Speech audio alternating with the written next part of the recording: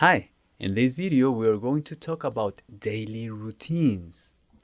And our objective is to describe what you and other people usually do and at what time you do that. Right? So here I have some images and some vocabulary about things that we usually do during the day. So please practice the pronunciation with me because I am sure that you understand or you already know the meaning of these actions, of these verbs, based on the pictures that you have there. Get up, take a shower, get dressed, have breakfast, go to school, start school, have lunch, finish school, arrive home, do homework, have dinner, read, go to bed or go to sleep, right? So how do we use these verbs? If we want to conjugate those verbs with the pronouns, we use that verb form, as you can see here in this example with the verb get up. As you can notice, there is only one thing that we need to pay attention to, and it's when we are talking not about I or you, but when we're talking about he, she, or it. Those are the third persons. In the singular form, we add an S to the verb. So we say, I get up, you get up, he gets up, she gets up, it gets up. But for the plural forms, we just say, we get up, you get up, they get up. All right? Some verbs do not only add the S, but they may change form, like the verb have. When we use have in the singular form, the third person, we say has. He has a dog, for example. When we have some verbs that end in some particular consonants, like the letter H, we add es, like we say finish.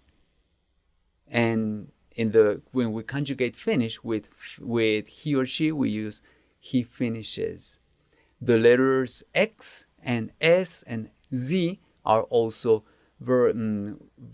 letters that make the verb end in es, not only in an extra s. Also, when a verb ends in the letter O, like in do, we use es to complete that third person singular form. So, and that is pronounced, by the way, does. So he does homework, for example. And go changes to goes, adding es to the verb form as well. I'm sure you already know this, but I just wanted to review that for you so that you can use that detail when you're talking about what people do usually. To talk about daily routines, we may need to indicate when we do that, and for that we use this simple expression to express time. I get up at 6 o'clock, for example. O'clock is just an expression to say that we are reading the number from a clock, and that refers to the time when something is happening. I could say, for example, I take a shower at 6:15. If we're indicating the minutes, we don't necessarily say 6:15 o'clock. No, just 6:15, because it is understood that we are talking about some time, some hour, and some minutes during the day. All right. To talk about other times, not only 1 o'clock, 2 o'clock, 3 o'clock, etc., we may use some other numbers. And I'm going to give you just some numbers, some multiples of 5 that we can use for the time of the day to be expressed in minutes after an hour. We would say 25, like 6:25, 7:25, 30, 35, 40, 45, 50, and 55. And when we come to 60 minutes, we would just say 6 o'clock, for example. After 6:45 or 5:45 or 5:59, we go to 6 o'clock. All right? So we use those numbers to express the time. And finally, we may add some time expressions to indicate what time of the day we are referring to. For example, we could say at 6 o'clock in the morning, or we could say at 6 a.m. So it should be enough. At 12 noon, at 2 in the afternoon, 12:30 in the afternoon, for example, or 5 p.m. past meridian, which is another expression for the afternoon or the evening, or we could say at night, at 8 at night, for example, or 8 p.m. All right? So with that information, I have some practice activities for you.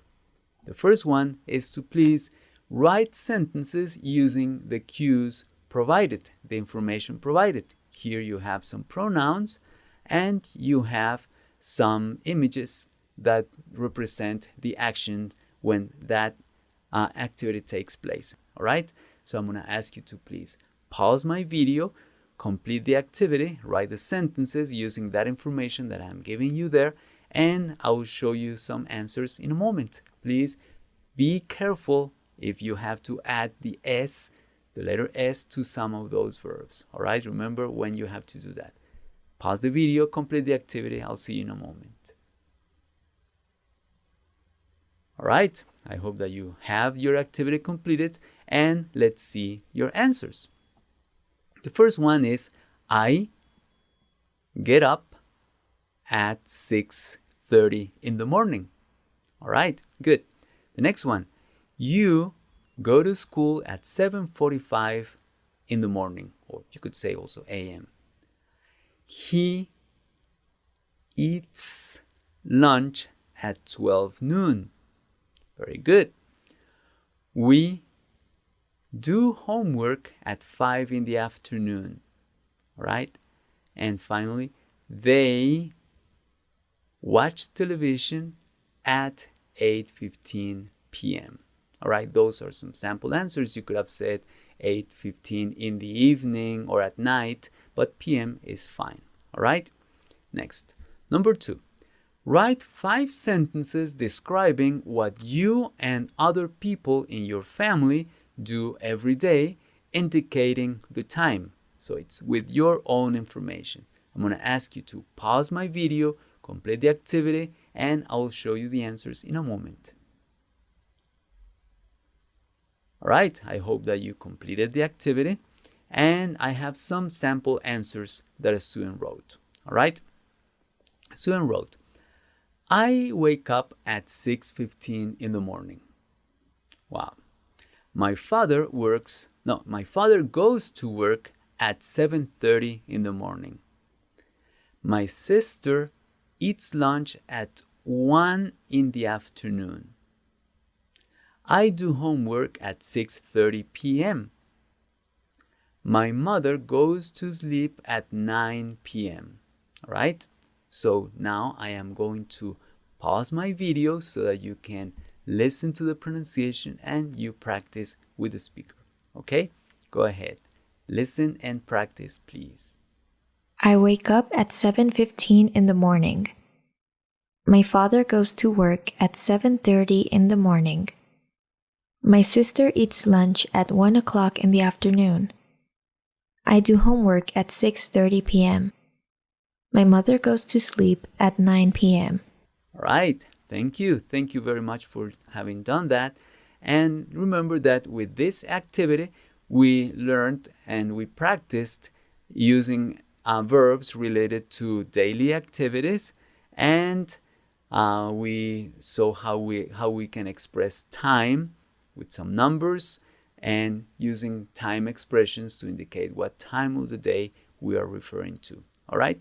Thank you. Thank you very much for having completed this activity, and I'll see you in the next video.